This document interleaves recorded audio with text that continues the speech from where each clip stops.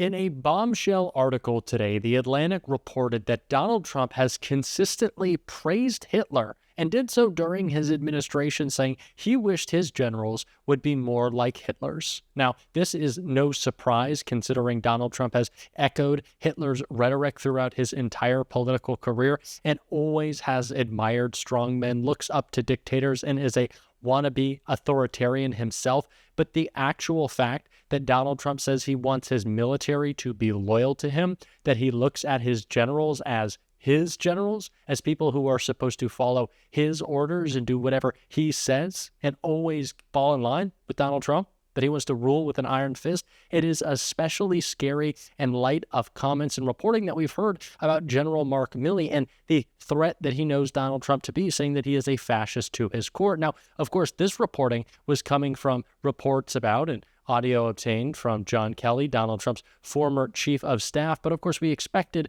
Donald Trump to immediately dispute that and say, no, this is fake news. It's just written. How do we really know that it's true? Well, CNN has obtained the actual leaked audio of Kelly, and it is so incredibly damning to Trump. It is indisputable, and it is a devastating bomb for his campaign, a horrifying October surprise for Donald Trump that just makes the point of how dangerous he is. And we are going to get into all of that. But before we do, if I could quickly ask you to leave a like on this video, and if you enjoy our channel, to hit that subscribe button. It goes a long way. It really means a lot to me. Now, before we get into the comments that Donald Trump made directly about Hitler, I think we need to listen to some of John Kelly's audio calling out Donald Trump for being a wannabe fascist. What do you think? Do you think he's a fascist? Well, I'm looking at the definition of fascism. It's a far-right, authoritarian, ultranationalist political ideology and movement characterized by a dictatorial leader, centralized autocracy, militarism, forcible suppression of opposition, belief in a natural social hierarchy. So certainly, in my experience, those are the kind of things that he thinks would work better in terms of running America. You know, again, back to this issue of, democracy is complicated, messy to operate, probably the worst kind of government there is, except for all the other ones. I think Churchill once said that. And again, our Constitution, our founders built in to the Constitution and to the way our government operates, built in a lot of checks and balances, and didn't design the government to be streamlined and whatnot. So, but certainly the former president is in the far right area. He's certainly an authoritarian. Admires people who are dictators. He has said that. So he certainly falls into the general definition of fascist, for sure.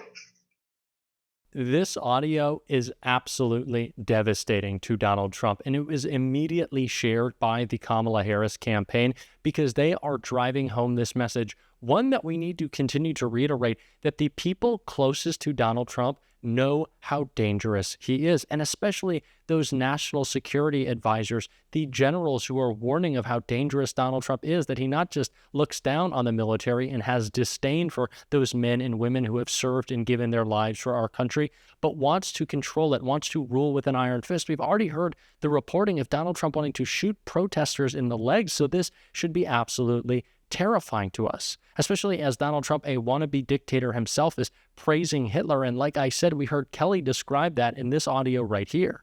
He would he commented more than once that, that Hitler did some good things too. And of course, if you know history, again, I think he's lacking in that.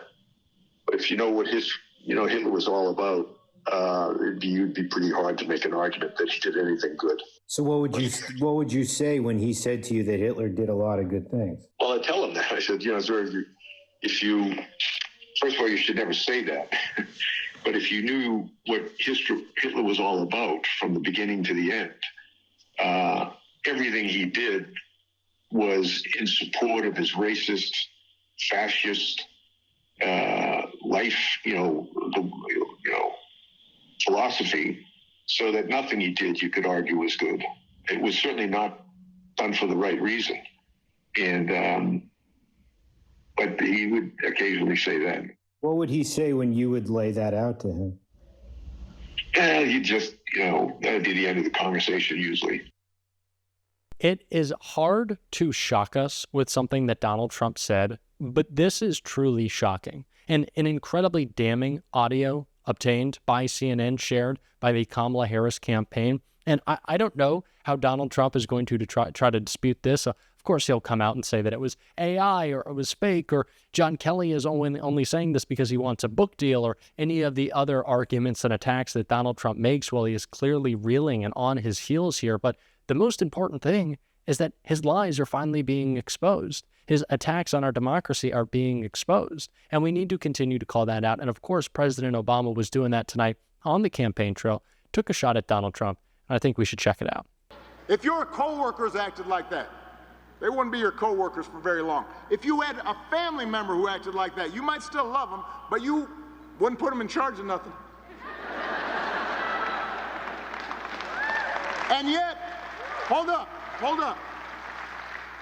And yet, when Donald Trump lies or cheats or bullies somebody or shows utter disregard for our Constitution, when he calls service members who died in battle losers, when he calls our fellow citizens vermin, people make excuses for it. He's making a joke. He doesn't mean it. It's okay. The attitude is it's okay as long as their side wins. And I've noticed this especially with some men who think Trump's behavior is somehow a sign of strength. You never apologize for anything. You're not accountable for anything. I'm here to tell you that's not what real strength is. Never has been. Real strength's about working hard. Real strength's about taking responsibility for your actions. We cannot allow the way that Donald Trump behaves, his rhetoric, his conspiracies, his attacks on our democracy to become normalized. We can't. We have to continue to call this out. So I'm glad that John Kelly is speaking up to a reporter. I'm glad that this audio was obtained so it can be shared. But why aren't you getting in front of a camera? Why aren't you saying this more publicly? Why aren't you campaigning on behalf of Kamala Harris if you know Donald Trump is a fascist to his core? If you know Donald Trump is a threat to not just our democracy, not just our country, but to the globe? Why not? Why not stand up and have the courage to take on that wannabe dictator? But again, I will say that it is good that Kelly is sharing this. I would like him to go further, but at least we have this audio right here.